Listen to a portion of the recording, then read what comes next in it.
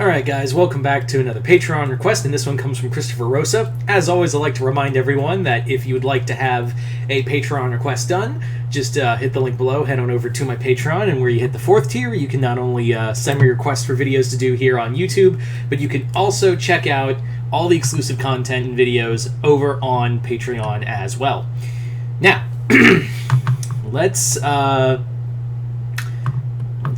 get this party started. So Christopher Rosa asked me to do kind of something I've done before a few times, but I'm like, hey, it was a request, and I wanted to do something a little different with this idea. So this is obviously a Star versus Amphibious crossover. This was Rosa's idea, was a crossover between the two, and we've kind of seen those before. Like, you guys have seen that from me a few times. So I thought it'd be kind of interesting for this one to do like a different spin on it, essentially. Like, to have a whole new spin on this case. So this video, we're going to be doing something different. We're going to be utilizing characters in more or less that universe. It's not going to be the crossover you think it is. So, in this story, we are basically we start with Sprig on. This is well after the show. The show is over. Like, the end of Amphibia has come and gone. We start with Sprig, and he and Grimes' little expedition across the sea they've made it across the sea to the unconquered worlds. And what they find, they stop at this island. They stop at this island to gain resources, and along the way, Sprig and Ivy, more or less, they go exploring, and they find what looks like a temple where a battle took place. They see frobots, they see swords, they see arrows, and scars that on the land that have not healed in ages. So they keep looking, and they find this temple, and in this temple, and they're like, it's not a temple, it's a tomb. And in there they find bodies of frogs and toads and salamanders and all these different amphibians. And they more or less they also discover what look like human bones, or rather, mumin bones. So Ivy and Sprig report to Grimes, and Grimes the others arrive, and they're more or less deciphering what was on this tomb. And they basically discover what happened was this depicts a war. Like, this was the depiction of a great war between Amphibia and Muni. There was a massive war between the two ages ago. Like, what would be considered the Dark Ages between the two. So, in this era, this was before when Andreas was still a prince. He was still a young man, and he was younger. He wasn't. This is before he met. This is before his friends turned on him, and he's much younger. And his father is king. He is in his father's in his prime, and he and the mind are more or less conspiring to control other worlds. Like, they're already planning on one world in particular, and that world is Muni. So they have gone to Muni because they want the magic there. They want the magic there and harvest it for themselves, and more or less empower their robots and eventually go from world. What they basically want to do to Muni is just use as a resource planet. They want to enslave the humans and take control of that world. And at this point, Muni is not the kingdom it was. This is an era where Muni is just starting out. Like, they've just carved out a kingdom. They're still carving out they're still expanding. Like, they're still doing their whole manifest destiny. The best way to describe this war is kind of like in the vein of the Human-Romulan War in Star Trek, where it was this conflict between a fledgling Earth that was just starting to go out in space and taking on one of the largest empires in the galaxy. So the amphibians launch a massive attack and do battle with the humans, who are still learning how to use magic. But then there's a problem. You see, their queen at the time is not someone Andrias's father did not count on, and someone he did not expect to be a threat to his kingdom. He did not expect this person to be a threat to his kingdom, and that is Queen Hecate.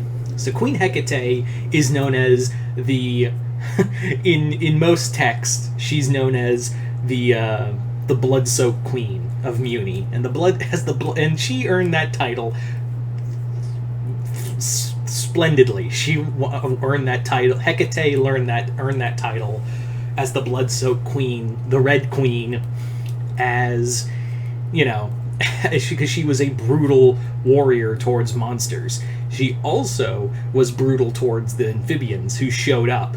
So her wand, in fact, was an axe. Her fucking wand was an axe. And she had 2 daughters. She had 2 daughters of her own, Lagatha and Boudica, obviously named after great warriors from Norse and Celtic history. So, in here, Boudica and Lagatha are the future princesses, and they fight alongside Hecate with their mother in this open war with the amphibians. And it's not just the Frobots they're fighting; they are fighting the amphibians as well. Because at this point, all the other races are following Andrias's father in these battles. Like, they are straight up following their war, and the two are clashing hard. It is just this blood-soaked war that goes on for at least there's 3 years of just bloody non-stop fighting. And then what happens is there's a tide that happens, because you see, Muni really likes to forget this part. Because what happens is Muni was kind of starting to lose the war, and what's furthermore, Lagatha, Hecate's eldest daughter, is killed. She dies during a battle, and now all that's left to her heir was Boudica. And Boudica had this idea, because the war was getting so bad, and furthermore, she just lost her sister, and her mother and her people are losing this battle. So she turned to the one person she thought she could get the most help from. That person is Seth, from Seth of Septarthus. And the Septarians at this point are like, why do you want us to help you? Because there's not a full-blown war between Seth and the Mumins yet. There isn't a full-blown war between the Septarians and the Munins yet. But Boudica is like, look, man, this war is going sideways. This is one of the bloodiest things I've ever seen. And how long until they come after the monsters? How long until the amphibians, when they're done with the Mumins, they come after the monsters? How long do you think it will be? Because they want not just our magic, they want slaves. And the last thing you guys want to be are slaves. So when I'm queen, I will grant amnesty to monster kind, especially Septarians. And Seth is like, okay, I will hold you to it. So the Mumins and Septarians unite against have a strained alliance against the amphibians, and the war just continues, and it just gets bloodier and bloodier. It's just full on, like the robot, like Andrias's father is just unleashing just one horror after the next, and even harvesting magic straight from human bodies. The war does eventually come to a very bloody end when Boudica and Seth corner the control brain, but the control brain kills Boudica, and Hecate is livid with Seth because he let that happen. She, in her eyes, she's like, you let that happen. And the war Seth did finish the war. He did win. He did wound the control brain. The core. He did wound the core to the point where he more or less had it by the balls going, you leave and you never come back. So Seth was the real war hero, but considering he was a monster, Hecate struck him from the records that the Septarians were waiting to turn on them, and he was the one who killed Boudica. So that just added on to what would be the war with Seth, creating another war with Muni, and eventually leading to Toffee being the big villain that he is. Anyway, so they're like, holy shit, this is like, yeah. So that's more of a story than anything else of this great war between Muni and Amphibia. I didn't want to do like a typical crossover. I wanted to do like, hey, this cool secret history of like a war between the two worlds. So yeah. So you guys tell me in the comments below, what did you guys think of it? Just comment below, let me know. Once again, I'd like to thank Christopher Rosa for sending me this request and in continued patronage and help for this. Other than that, hope you all enjoyed this. Like I said before, if you would like to have a Patreon request done, just hit the link below, head on over to my Patreon, and hit the 4th tier. Other than that, I'm Mr. Multiverse. I'll see you next time in the Multiverse.